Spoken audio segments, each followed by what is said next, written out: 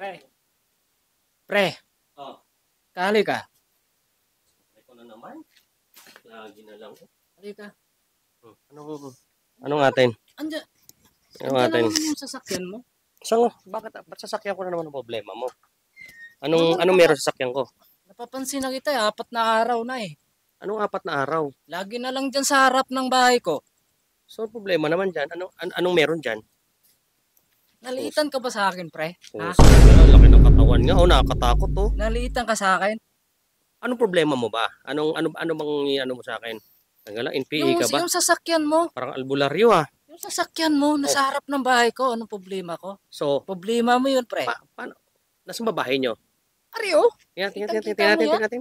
Oh, ayan. Ari ang sasakyan mo. Oh. Anong problema ng sasakyan ko dyan? Anong problema niyan? Ito yung bahay.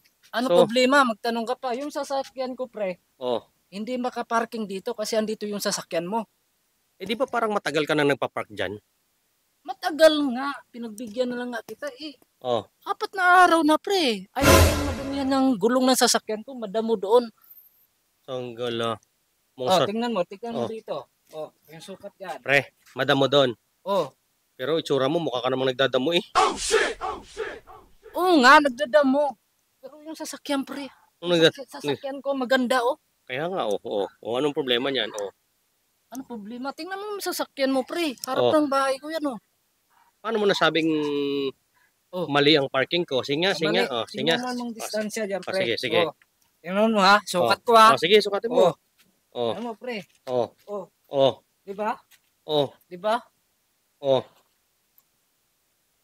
Ano, pre? Sumasagi na, pre. Ha? Sumasagi. Sa guhit.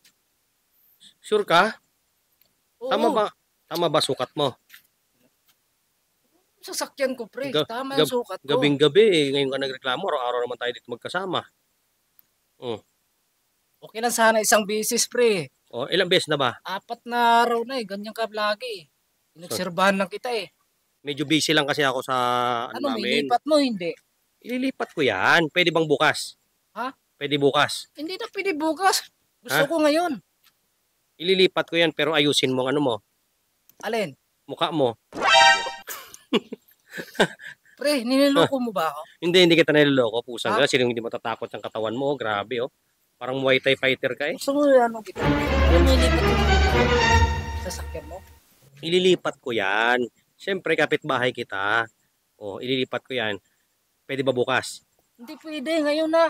Busy pa kasi ako. Meron kami Wala inaasikasong akong pakialam, trabaho pre. eh. Meron nga kaming inaasikaso ngayon. Wala akong pakialam. Ang gusto mo, Busy kasi kami sa trabaho. dami mong dahilan. 4 na araw na eh. Ganyan ka lagi sa akin eh. Baka pwedeng pagbigay mo last na gabi na to ngayon. Pwede ba yon? Hindi Kasi nga pwede. busy lang kami ngayon sa sa trabaho namin na alam mo yon. Paggabi kami busy. Naintindihan kita pero pares tayo busy, pre. Tingnan mo naman sasakyan ko. Madumi na yung gulong. Pati nga, tingnan natin ang nangyayari sa sasakyan mo. Damuhan oh. Ganda nga ng sasakyan mo ah. Baka pwede bukas kasi busy pa ka sa trabaho.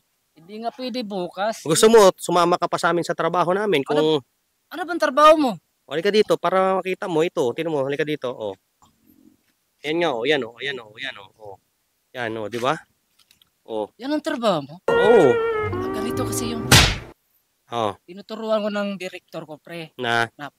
Galingan ko pa yung acting ko. Hindi, parang galit ka eh. Hindi, feeling ko parang galit ka eh. Joke lang yun, pre. May dala-dala ka pang balde oh. Hindi, joke lang yun. Ha? Kasi bukas, mag-show na kami. Oh. Sabi ng direktor ko, kahit gabi umaga, gagawin ko yung panalita ko. Saan mo mapapanood yan?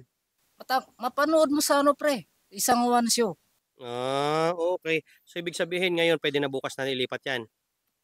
Hindi, wag mo nang ilipat. Diyan na lang, pre. Talaga? Oo. Bait mo naman. Nag-acting lang ako eh. Ha?